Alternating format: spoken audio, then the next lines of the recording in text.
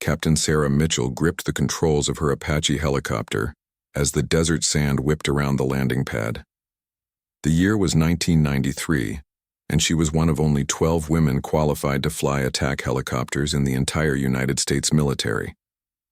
Every day she faced the same cold stares and whispered doubts from her male colleagues. They questioned whether women had the physical strength, mental toughness, and split-second decision-making skills needed for combat aviation. The morning. Briefing room fell silent when Sarah walked in wearing her flight suit. Major Rodriguez, the squadron commander, barely acknowledged her presence as he spread maps across the metal table. The other pilots shifted uncomfortably in their seats, some rolling their eyes at what they saw as a political experiment gone wrong. Women in combat roles were still a controversial topic, and attack helicopter pilots were considered the elite of the elite. Sarah had worked twice as hard as every man in her unit to get where she was. During flight school, instructors had pushed her beyond normal limits, testing whether she would break under pressure. She had to prove she could handle the physical demands of flying a machine that weighed over 10,000 pounds and carried enough firepower to level a city block. The Apache helicopter was not forgiving to those who made mistakes, and in combat, there were no second chances. Her journey to this moment had been filled with obstacles that her male counterparts never faced.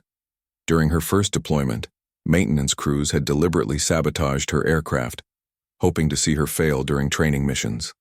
Other pilots had excluded her from informal briefings where crucial tactical information was shared. Some had even spread rumors that she was only there because of political pressure, not because of her actual skills. But Sarah had something that many of her critics lacked: an unshakable determination to prove that gender had nothing to do with flying ability. She studied aircraft manuals until 3 in the morning, practiced emergency procedures until they became second nature, and maintained perfect scores on every evaluation.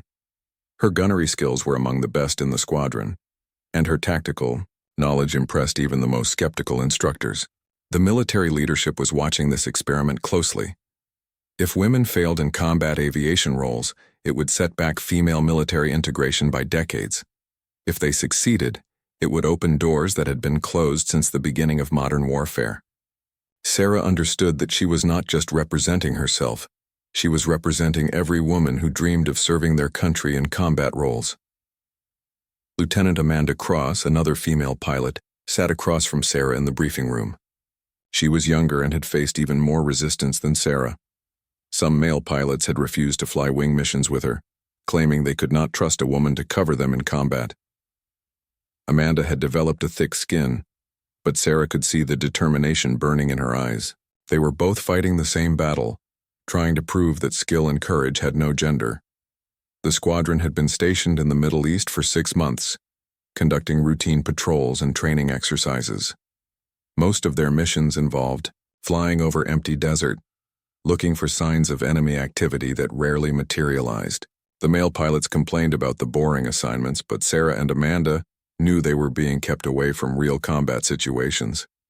The military brass was not ready to risk having female pilots killed or captured in action. Major Rodriguez finally looked up from his maps and began the morning briefing.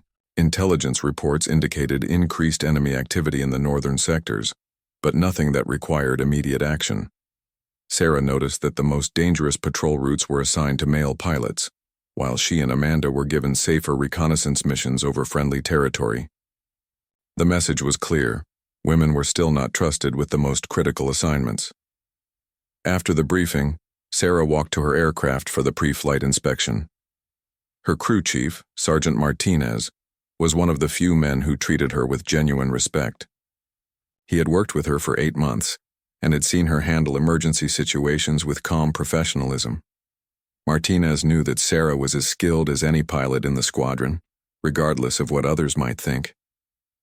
The Apache helicopter stood ready on the flight line, its sleek profile designed for one purpose: combat. Sarah ran her hands along the aircraft's armor plating, checking for any signs of damage or wear. This machine could fly at over 180 miles per hour, carry 16 Hellfire missiles, and deliver devastating firepower with pinpoint accuracy. It required tremendous skill and physical strength to operate in combat conditions. As Sarah completed her inspection, she overheard two male pilots discussing the morning's assignments. They were complaining that valuable aircraft were being wasted on babysitting missions with female pilots who would never see real combat. One pilot suggested that women should be limited to transport helicopters, leaving the attack roles to men who could handle the pressure. These comments stung, but Sarah had learned to channel her anger into motivation. She knew that words meant nothing, only performance mattered. Every successful mission, every perfect landing, every tactical decision proved that women belonged in combat aviation. She was building a record that even her harshest critics could not ignore. The sun was rising over the desert as Sarah climbed into her aircraft. Amanda was preparing for takeoff in the helicopter next to her, running through the same pre-flight procedures that had become routine over months of training. Both women knew they were part of something bigger than themselves, a historic test of whether women could serve effectively in combat roles. Neither Sarah nor Amanda could have imagined that within hours, they would be facing the most challenging mission of their careers. A crisis was developing in the northern mountains that would test every skill they had learned and every ounce of courage they possessed. The mission would not only determine the fate of 500 trapped Navy SEALs, but would also prove once and for all whether women had what it took to be combat pilots. The doubters were about to get their answer in the most dramatic way possible. The emergency alarm shattered the morning calm at 800 hours. Sarah was just finishing her routine patrol when the radio crackled with urgent messages from command headquarters. A major special operations mission had gone terribly wrong in the mountainous region along the border. What was supposed to be a simple reconnaissance operation had turned into a nightmare that threatened to become an international incident. Major Rodriguez's voice came through the radio with barely controlled panic. A joint task force of 500 Navy SEALs and Army Rangers had been conducting a classified mission to locate and destroy enemy weapons caches hidden in mountain caves. The operation had been planned for months with multiple backup plans and escape routes carefully mapped out. But everything had gone wrong in the span of 30 minutes. The enemy had been expecting them. Intelligence sources later revealed that the mission had been compromised by a double agent who had fed detailed information about the American plan to hostile forces. When the SEALs reached their target zone, they walked straight into a carefully prepared ambush that had been waiting for them for days. Captain Sarah Mitchell listened to the developing situation with growing concern. The trapped American forces were pinned down in a narrow valley surrounded by steep mountain walls. Enemy fighters had positioned themselves on the high ground with heavy weapons, rocket-propelled grenades, and anti-aircraft missiles. Any helicopter attempting to reach the valley would have to fly through a gauntlet of hostile fire from multiple directions. The situation was made worse by the terrain itself.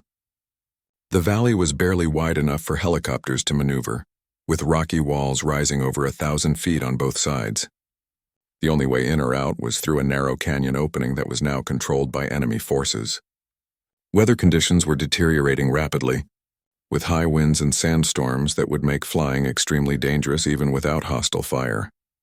Lieutenant Amanda Cross was returning from her patrol when she received the emergency recall order. Her hands tightened on the controls as she listened to the radio chatter describing the desperate situation. 500 American warriors were trapped with limited ammunition, no food, and casualties mounting by the hour. Without immediate air support and medical evacuation, many of them would not survive the day. The command center was in chaos as senior officers tried to develop a rescue plan. The nearest Marine air support was 4 hours away, too far to help in time. Army attack helicopters were available, but most of the experienced combat pilots were on other missions or grounded for maintenance issues. The squadron's most skilled pilots were scattered across 3 different countries on various assignments. Major Rodriguez spread aerial photographs across the command table, pointing out the enemy positions that had been identified by satellite reconnaissance. Anti-aircraft missiles were positioned at the valley entrance, making any direct approach extremely dangerous. Machine gun nests were dug into the rocky slopes, creating overlapping fields of fire that would target any rescue aircraft. The enemy had turned the valley into a death trap. Sarah studied the tactical situation with the eye of an experienced pilot. The mission would require precision flying at low altitude through dangerous terrain while under heavy fire. Pilots would need to coordinate complex attack patterns while providing cover for rescue helicopters. It was exactly the type of high-stakes combat mission that women pilots had never been allowed to attempt. The squadron's senior male pilots gathered around the command table to discuss attack options. Captain Williams, a veteran with over 200 combat hours, shook his head as he examined the intelligence reports. The mission was suicidal, he declared. Any pilot attempting to fly into that valley would be shot down within minutes. The enemy had too many advantages: high ground, prepared positions, and superior numbers. Colonel Hampton, the base commander, arrived to take personal control of the rescue operation. He was a decorated veteran who had flown combat missions in 3 different wars. Hampton understood that 500 American lives hung in the balance, but he also knew that sending pilots on a suicide mission would only add to the casualty count without helping the trapped forces. The debate continued for precious minutes while the situation in the valley grew more desperate. Radio communications with the trapped SEALs painted a grim picture. Enemy forces were closing in from 3 directions, and American ammunition supplies were running critically low. Several SEALs had been wounded and needed immediate medical attention that could only be provided by evacuation to a field hospital. Captain Mitchell found herself excluded from the tactical planning session. The senior officers were discussing pilot assignments among themselves, automatically assuming that the mission would be flown by male pilots. Sarah and Amanda stood at the edge of the room, watching as decisions were made about their colleagues and friends who were trapped in the valley. The irony was not lost on either woman. They had trained for exactly this type of mission for months, studying mountain flying techniques and practicing precision attacks in difficult terrain. Their gunnery scores were among the highest in the squadron, and their tactical knowledge was as comprehensive as any pilot in the unit. But when the real test came, they were being sidelined because of their gender. Amanda spoke quietly to Sarah as they watched the planning session. She pointed out that the squadron was short of experienced pilots for such a complex mission. Several aircraft were grounded for maintenance, and 3 pilots were recovering from injuries sustained in training accidents. The available male pilots would be outnumbered and overwhelmed by the scope of the rescue operation.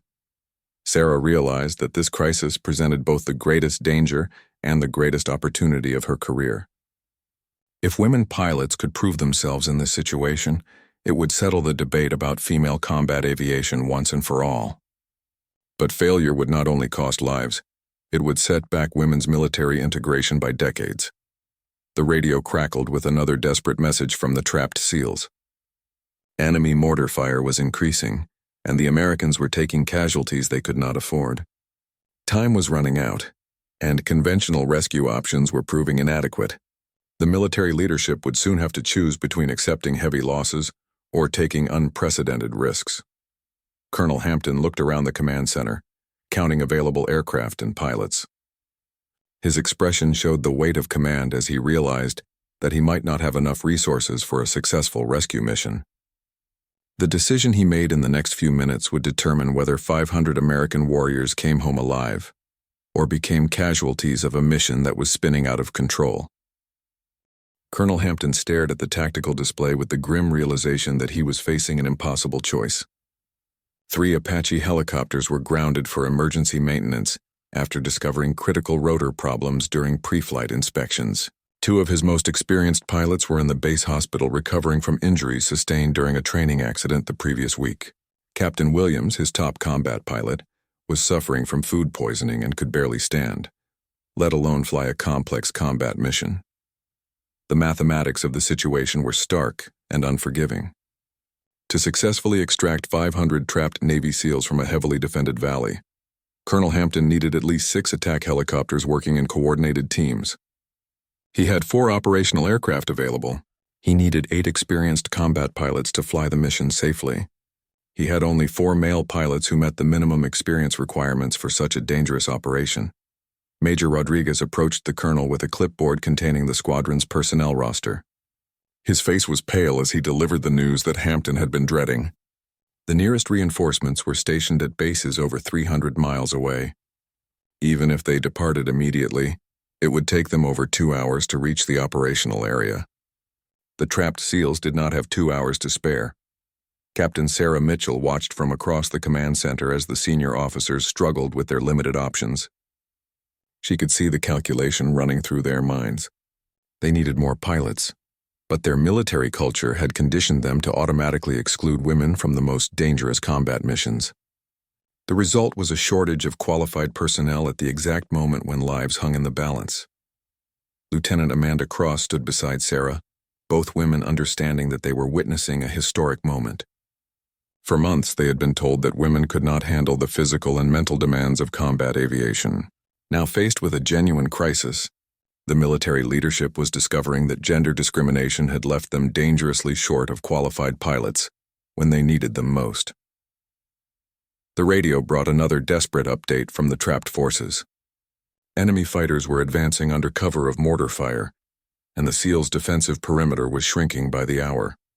Several wounded Americans needed immediate medical evacuation, but rescue helicopters could not approach the valley without attack helicopter escorts to suppress enemy fire. The situation was rapidly becoming a race against time. Colonel Hampton made a decision that surprised everyone in the command center. He turned to Major Rodriguez and ordered him to brief all available pilots on the mission parameters, regardless of gender or previous combat experience. The colonel's voice was steady as he explained that the lives of 500 American warriors took precedence over military regulations and traditional attitudes about women in combat. Sarah felt her heart rate increase as she realized that she might finally get the opportunity to prove herself in actual combat. But she also understood the enormous pressure that came with this chance. If she or Amanda made any mistakes during the mission, it would be used as evidence that women were not suited for combat aviation. The success or failure of their performance would influence military policy for generations to come. The mission briefing revealed the full scope of the challenge ahead. The trapped SEALs were positioned in a valley that was barely 200 yards wide at its narrowest point. Rocky walls rose over 1,000 feet on both sides, creating a natural funnel that enemy forces had turned into a killing zone. Anti-aircraft missiles were positioned at multiple elevations, making high-altitude approaches impossible. Amanda studied the aerial photographs with the focused intensity that had made her one of the top graduates from flight school. She identified potential approach routes that might avoid the heaviest concentrations of enemy fire. Her tactical analysis impressed even the most skeptical male officers, who had to admit that her understanding of terrain and enemy positions was thorough and professional. The attack plan required precise coordination between multiple aircraft flying at extremely low altitude through dangerous terrain. Pilots would need to navigate narrow canyons while engaging enemy positions with pinpoint accuracy. Any mistake in timing or positioning could result in mid-air collisions or friendly fire incidents that would make the situation even worse.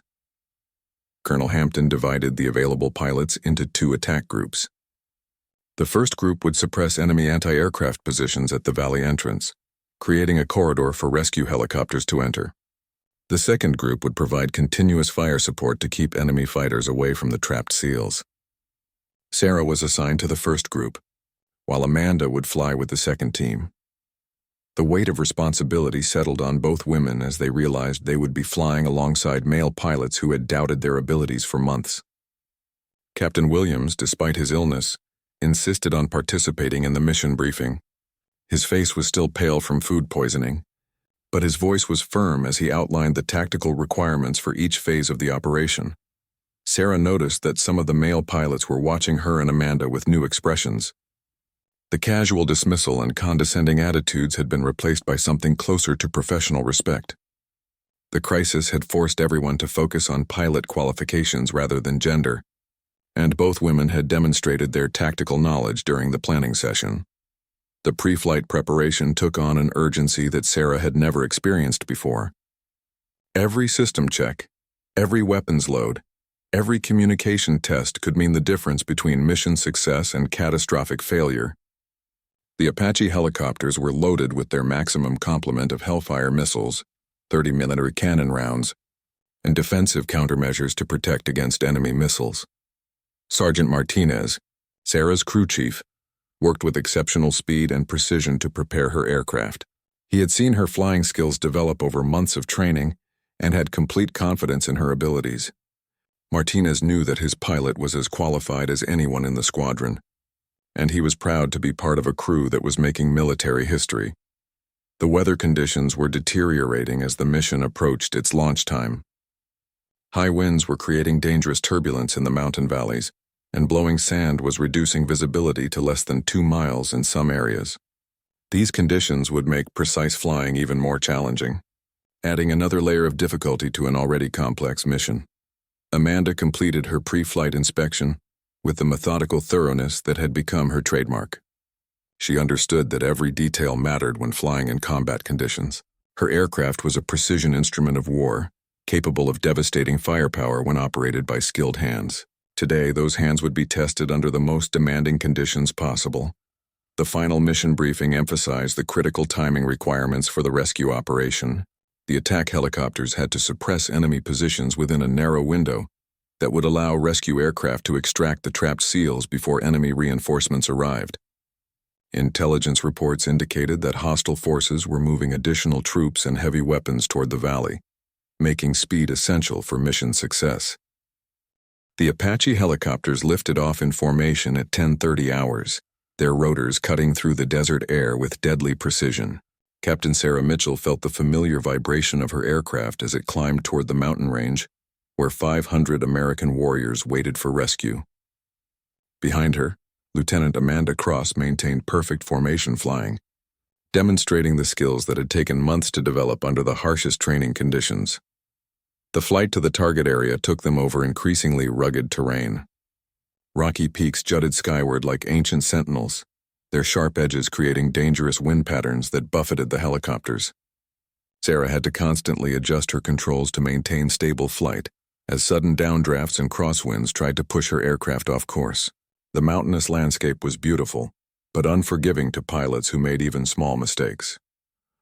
Radio chatter from the trapped SEALs painted an increasingly desperate picture.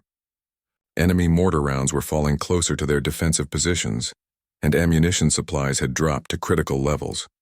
Several wounded Americans were in urgent need of medical attention that could only be provided by immediate evacuation to a field hospital. The window for a successful rescue was closing rapidly. Colonel Hampton's voice crackled through the radio as he coordinated the complex rescue operation from the command center. Intelligence reports indicated that enemy reinforcements were moving toward the valley from 3 directions. Heavy weapons and additional anti-aircraft missiles were being positioned to prevent any rescue attempts. The American forces had perhaps 30 minutes before the situation became completely hopeless. Sarah studied the terrain ahead through her aircraft's advanced targeting system. The narrow valley entrance was visible in the distance, marked by smoke from ongoing combat operations. Enemy muzzle flashes could be seen on the rocky slopes as hostile fighters engaged the trapped SEALs with automatic weapons and rocket-propelled grenades. The tactical situation was exactly as dire as the intelligence reports had suggested. Amanda's voice came through the radio with calm professionalism as she reported contact with enemy positions. Her aircraft's sensors had detected multiple anti-aircraft missile sites positioned to cover all possible approach routes to the valley. The enemy had clearly prepared for American rescue attempts, creating overlapping fields of fire that would challenge even the most experienced combat pilots. The first test came sooner than expected. As the formation approached the outer mountain ridges, enemy fighters opened fire with portable surface-to-air missiles.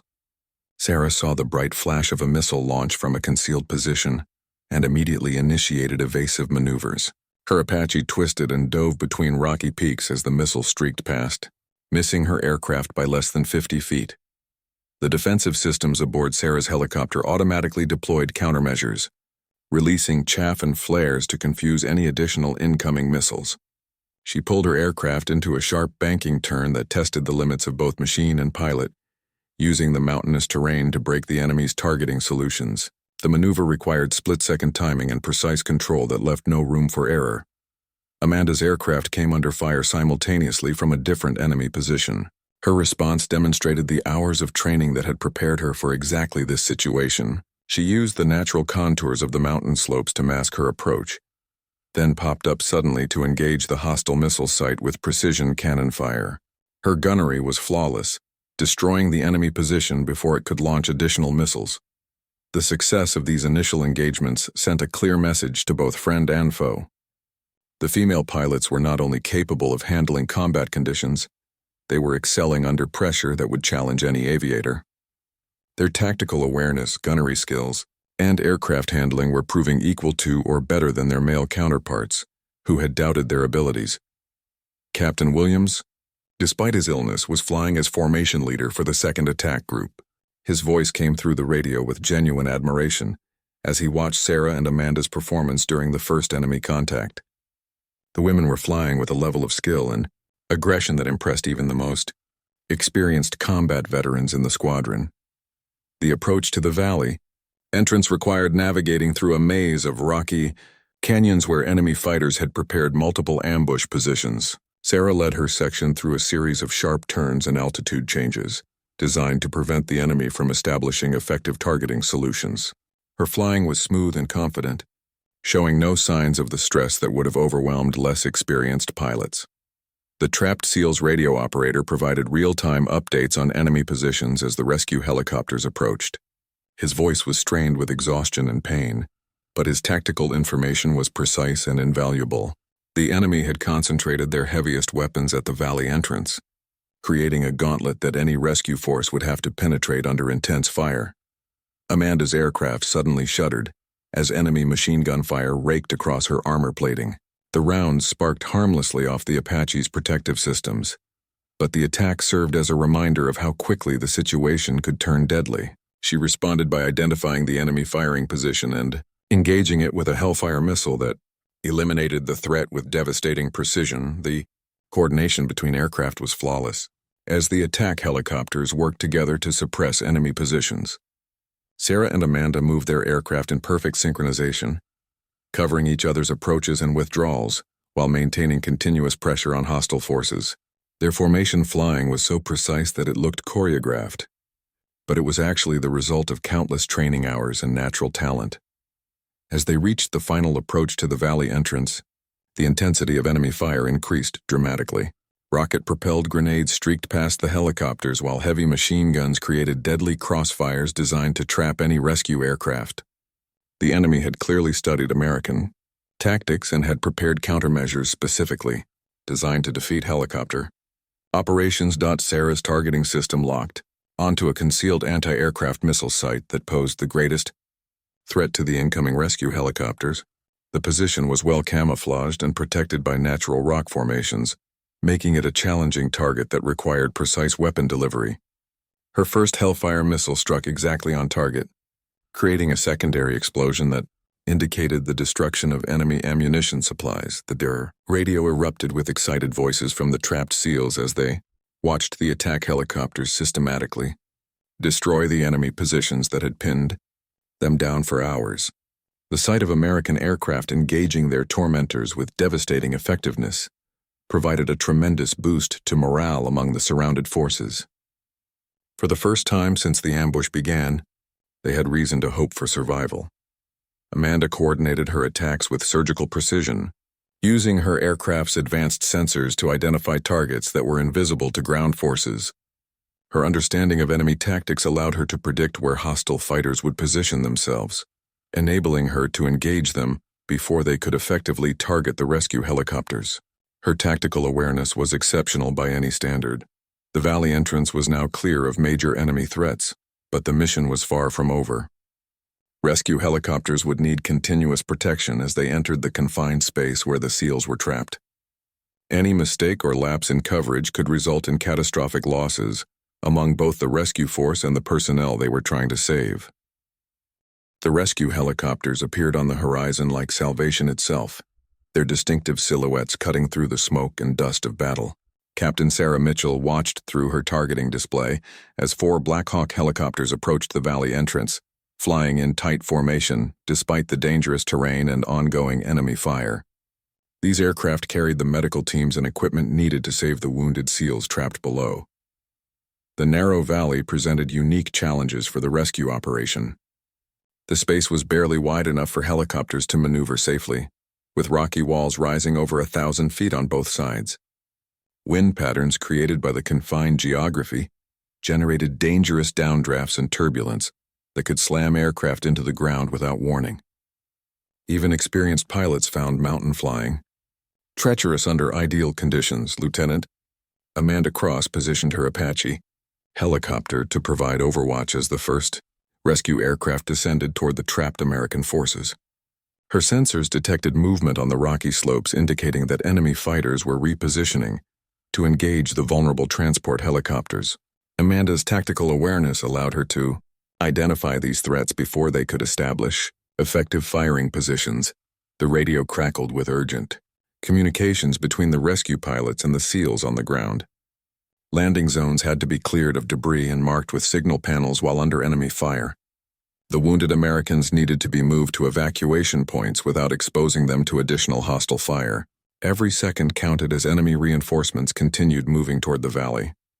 Sarah watched her fuel gauge with growing concern. The extended flight to the target area and the intensive maneuvering required for combat operations had consumed fuel faster than normal. She calculated that her aircraft had perhaps 20 more minutes of flight time before reaching the point where she would have to break off the mission to ensure safe return to base. The mathematics of helicopter operations were unforgiving. The first rescue helicopter touched down in a cloud of dust and debris kicked up by its rotor wash. Immediately, enemy fighters opened fire from concealed positions on the valley walls. Sarah responded instantly, engaging the hostile positions with her 30mm cannon while Amanda provided covering fire with precision Hellfire missile strikes. The coordination between the two female pilots was flawless. Combat medics sprinted from the rescue helicopter toward the wounded SEALs, while bullets cracked overhead. These brave men and women risked their lives to provide medical care under the most dangerous conditions imaginable. Sarah provided continuous fire support, walking her cannon rounds along the rocky slopes to suppress any enemy fighters who tried to target the medical teams. The evacuation process was agonizingly slow due to the severity of some injuries and the need to provide medical stabilization before transport. Several SEALs had suffered gunshot wounds that required immediate attention to prevent blood loss. Others had been injured by shrapnel from mortar rounds and needed careful handling to avoid further trauma during the evacuation process. Amanda's aircraft suddenly shuddered as a rocket-propelled grenade exploded nearby, sending metal fragments rattling against her armor plating. The blast was close enough to damage some of her external sensors, but the aircraft remained flyable. She continued engaging enemy positions with deadly accuracy, proving that minor battle damage would not prevent her from completing the mission. The second rescue helicopter approached the landing zone as the first aircraft lifted off with its load of wounded Americans. Sarah provided escort coverage, staying between the vulnerable transport and known enemy positions while scanning for new threats. Her flying was aggressive but controlled, demonstrating the tactical awareness that came from months of intensive training. Enemy mortar rounds began falling closer to the evacuation site as hostile forces adjusted their fire to target the rescue operation. The SEALs on the ground had to constantly reposition their defensive perimeter while protecting the evacuation teams. Sarah responded by identifying the enemy mortar positions through muzzle flash detection and engaging them with precision missile strikes. Captain Williams, despite his illness, was flying formation with exceptional skill as he coordinated the complex rescue operation. His respect for the female pilots had grown throughout the mission as he watched them perform under pressure. Williams realized that his previous doubts about women in combat aviation had been based on prejudice rather than objective assessment of pilot capabilities. The third rescue helicopter faced the most dangerous approach, yet as enemy fighters concentrated their fire on the narrow landing zone, Amanda positioned her Apache to provide close fire support, flying so low that her rotor wash scattered loose rocks on the valley floor. Her cannon fire was precisely aimed to avoid any possibility of hitting friendly forces while effectively suppressing enemy positions. Radio communications revealed that enemy reinforcements were approaching the valley from multiple directions. Intelligence estimated that hostile forces would reach the area within 15 minutes, making it essential to complete the evacuation before American forces became outnumbered beyond any hope of successful extraction. The time pressure added another layer of stress to an already complex operation. Sarah's ammunition supply was running low after the intensive combat operations. She had expended over half of her Hellfire missiles and thousands of rounds of 30mm cannon ammunition. Each remaining shot had to count as she continued providing fire support for the evacuation teams. Her marksmanship training proved invaluable as she made every round effective against enemy Targets the fourth and final rescue helicopter encountered the heaviest resistance as enemy fighters made a desperate attempt to prevent the complete evacuation of American forces. Sarah and Amanda coordinated their attacks to create a protective corridor around the transport aircraft, using their remaining ammunition with surgical precision to eliminate the most dangerous threats. Ground fire intensified as the last groups of SEALs moved toward the evacuation point. These warriors had fought for hours against overwhelming odds, displaying the courage and determination that made them among the world's elite military forces. Sarah felt honored to be supporting these brave men who had never questioned her right to be there when bullets started flying. The final rescue helicopter lifted off with its precious cargo of American warriors, as Sarah and Amanda provided escort coverage. All 500 SEALs had been successfully evacuated from the valley, with casualties much lower than anyone had dared hope. The rescue operation had succeeded despite the overwhelming odds and the dangerous terrain that had made it seem impossible. As the formation of aircraft climbed away from the valley, Sarah reflected on the events of the past few hours. She and Amanda had proven beyond any doubt that women could fly combat missions with skill and courage equal to their male counterparts. The doubters would have to find new arguments, because the evidence was now written in the successful completion of one of the most challenging rescue missions in military history. The flight back to base was subdued as pilots and crews processed what they had accomplished. Radio chatter was minimal, as everyone focused on the careful navigation required to safely return their aircraft and passengers. But there was an underlying sense of pride and accomplishment that came from knowing they had saved the lives of 500 fellow Americans under the most demanding conditions. The helicopter formation touched down at the base airfield as the sun began its descent toward the western horizon. Captain Sarah Mitchell's hands were steady as she shut down her Apache's engines, but she could feel the adrenaline slowly leaving her system after hours of intense combat operations. The mission had been successful beyond anyone's expectations, but the full impact of what had been accomplished was just beginning to register.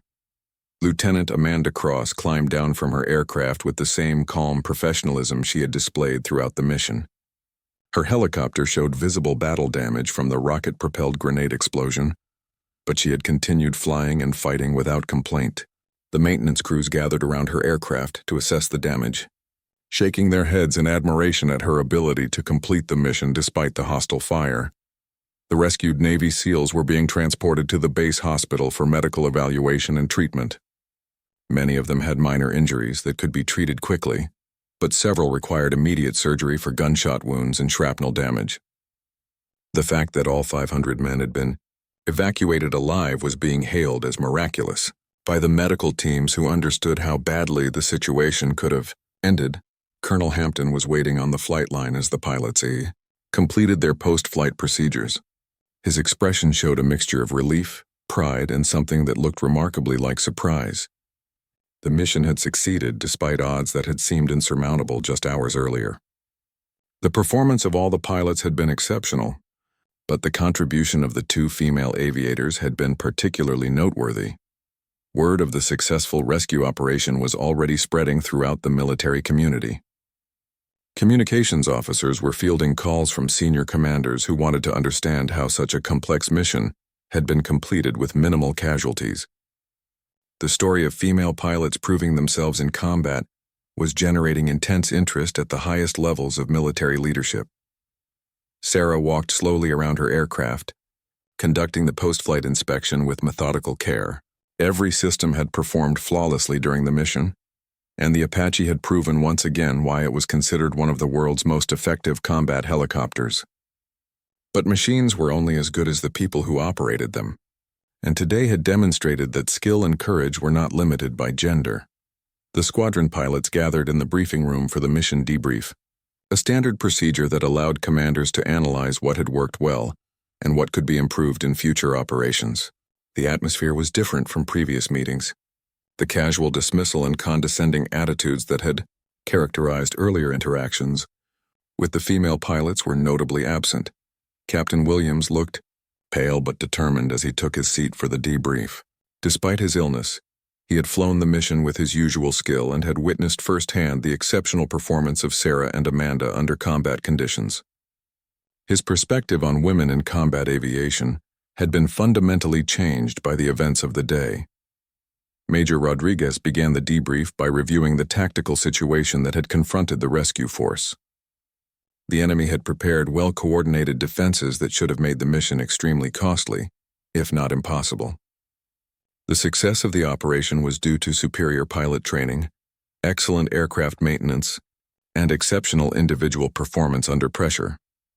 The discussion of individual pilot performance was remarkable for what was not said as much as for what was acknowledged.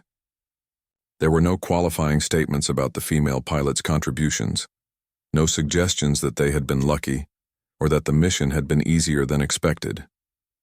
Their performance was evaluated by exactly the same standards applied to their male colleagues. Amanda's tactical awareness and gunnery accuracy received particular praise from the intelligence officers who had monitored the mission. Her ability to identify and engage enemy positions before they could effectively target the rescue helicopters had been crucial to the mission's success. Her flying skills under fire had impressed even the most experienced combat veterans in the squadron. Sarah's leadership during the critical phases of the operation was acknowledged by pilots who had initially questioned whether women could handle the stress of combat aviation. Her calm decision-making under fire and her ability to coordinate complex attack patterns while engaging multiple enemy targets had demonstrated mastery of combat flying that could not be dismissed or minimized. The successful evacuation of 500 trapped SEALs. Without losing a single rescue, aircraft was being analyzed by tactical experts who were trying to understand how such a complex operation had been completed with minimal casualties. The preliminary assessment suggested that the mission had succeeded because of exceptional pilot performance rather than luck or enemy incompetence. Colonel Hampton addressed the assembled pilots with unusual solemnity as he discussed the broader implications of the day's events. The military had been conducting an experiment in gender integration that had been watched closely by political leaders, military commanders, and the general public. The results of that experiment were now clear for anyone willing to examine the evidence objectively. The debate about women in combat aviation could no longer be based on theoretical concerns about physical strength, mental toughness, or tactical capability. Two female pilots had just completed one of the most challenging rescue missions in recent military history, performing with skill and courage that equaled or exceeded their male counterparts. The evidence was undeniable. News media representatives were already requesting interviews and background information about the rescue mission. The story of female pilots proving themselves in combat was exactly the type of human interest angle that captured public attention. Military public affairs officers were working to manage the information flow while protecting operational security. Sarah and Amanda found themselves at the center of attention in ways they had never experienced before. Fellow pilots who had barely acknowledged their presence were now seeking their opinions on tactical matters and flight procedures. The transformation in attitudes was dramatic and, in some cases, clearly uncomfortable for men who had opposed women in combat roles.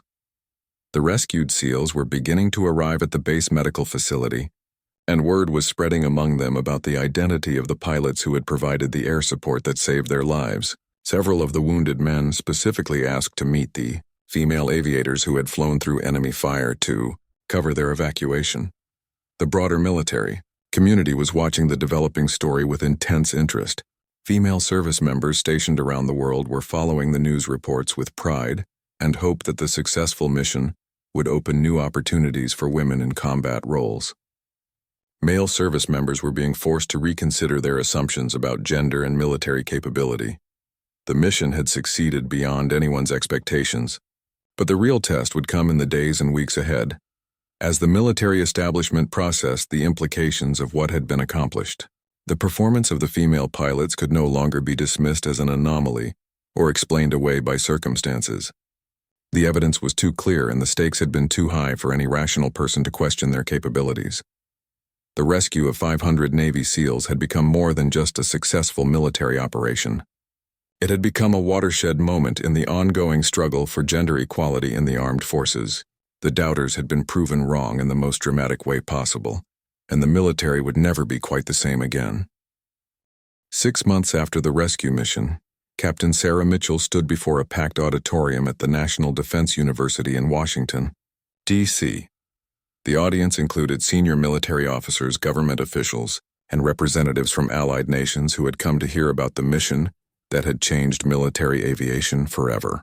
The woman who had once faced daily skepticism about her abilities was now being invited to share her expertise with the highest levels of military leadership. The rescued Navy SEALs had returned to full duty with stories that they would carry for the rest of their lives. Many of them had specifically requested to meet the pilots who had provided the air support that saved them from certain death or capture. Their testimonials about the skill and courage displayed by the female aviators had spread throughout the special operations community, creating a ripple effect that changed attitudes at the most elite levels of the military. Lieutenant Amanda Cross had been promoted to captain and was now serving as an instructor pilot at the Army's premier aviation training facility. Her tactical innovations developed during the rescue mission were being incorporated into the standard curriculum for attack helicopter pilots. The woman who had once been excluded from informal briefings was now helping to write the official training manuals that would prepare the next generation of combat aviators. Third, the Pentagon had launched a comprehensive review of policies restricting women from combat roles. The success of the SEAL rescue mission had provided irrefutable evidence that gender was not a reliable predictor of combat effectiveness. Senior military leaders who had previously supported restrictions were now acknowledging that such policies had deprived the armed forces of valuable human resources when they were needed most. Colonel Hampton had been promoted to brigadier general and was now responsible for developing new policies for integrating women into previously restricted military occupations. His transformation from skeptic to advocate had been remarkable to witness. The man who had once questioned whether women belonged in combat aviation was now one of the strongest supporters of expanded opportunities for female service members. The rescue mission had generated extensive media coverage that brought the debate about women in combat to national attention. Documentary filmmakers, book authors, and television producers had all requested access to the pilots and crew members who had participated in the operation. The story had captured public imagination in ways that dry policy debates never could. Sarah's appearance at the National Defense University was part of a broader effort to share lessons learned from the mission with military leaders around the world. Allied nations were examining their own policies regarding women in combat roles, using the American experience as a case study for potential changes to their military organizations. The impact was extending far beyond the United States. The technical aspects of the rescue mission were being studied by aviation experts who were trying to understand how such a complex operation had been completed successfully. The coordination between attack helicopters and rescue aircraft in confined terrain under heavy fire had required exceptional pilot skills and tactical awareness. The mission was being used as a teaching example in advanced aviation courses. Amanda addressed a gathering of female military personnel from all branches of service, sharing her experiences and encouraging other women to pursue challenging assignments that had previously been considered off-limits. Her message was clear. Capability mattered more than gender, and women who were willing to train hard and accept responsibility could succeed in any military role. The squadron that had conducted the rescue mission had become one of the most sought-after assignments in military aviation. Young pilots of both genders were requesting transfers to the unit that had proven women could excel in combat roles. The squadron's reputation for excellence had been enhanced by the performance of all its pilots. During the crisis that had tested them under the most demanding conditions, Captain Williams had fully recovered from his illness and had become one of the strongest advocates for gender integration in combat aviation. His public statements acknowledging that his previous doubts had been based on prejudice rather than evidence had carried significant weight within the military community. His transformation demonstrated that even deeply held beliefs could change when confronted with undeniable evidence. The 500 rescued Navy SEALs had returned to their units with a new perspective on the capabilities of their fellow service members. Their experiences had reinforced the military values of courage, competence, and commitment that transcended traditional gender roles. Many of them had become vocal supporters of expanded opportunities for women in combat positions. The mission's success had prompted Congress to review legislation restricting women from certain military roles. Lawmakers who had previously supported such restrictions found it difficult to argue against the evidence provided by the rescue operation. The political momentum for change had been building for years, but the dramatic success of female pilots in actual combat had accelerated the legislative process. Sarah's personal journey from facing daily skepticism to becoming a respected expert on combat aviation reflected the broader changes occurring throughout the military. The woman who had once been excluded from tactical planning sessions was now helping to develop doctrine that would guide future operations. Her insights were valued not because of her gender, but because of her proven expertise and experience. The rescue mission had demonstrated that diversity could be a source of strength rather than weakness for military organizations. The different perspectives and approaches brought by female pilots had contributed to tactical innovations that improved overall mission effectiveness. The military was beginning to understand that excluding qualified personnel based on gender actually reduced operational capability. Amanda's work as an instructor pilot was shaping the next generation of combat aviators, both male and female. Her students learned that excellence was the only standard that mattered in military aviation. The lessons she taught went beyond technical skills to include the mental toughness and determination required to succeed under pressure. The broader impact of the mission extended beyond military aviation to influence attitudes about women in all combat roles. The success of the female pilots had provided ammunition for advocates seeking to expand opportunities throughout the armed forces. The evidence from the rescue operation had become a powerful tool for change that could not be ignored or dismissed. 5 years later, the military landscape had been fundamentally transformed. Women were serving in combat roles that had been closed to them for generations, and their performance continued to validate the decisions that had opened these opportunities. The rescue of 500 Navy SEALs had become more than just a successful military operation. It had become the catalyst for a revolution in military culture and policy. The doubters who had questioned whether women could pilot attack helicopters had been proven wrong in the most dramatic way possible. The evidence was written in the successful completion of one of the most challenging rescue missions in military history, carried out by pilots whose gender had proven irrelevant to their ability to perform under fire. The mission had changed everything, and there was no going back to the old assumptions and limitations that had held back half of the military's potential talent for so long.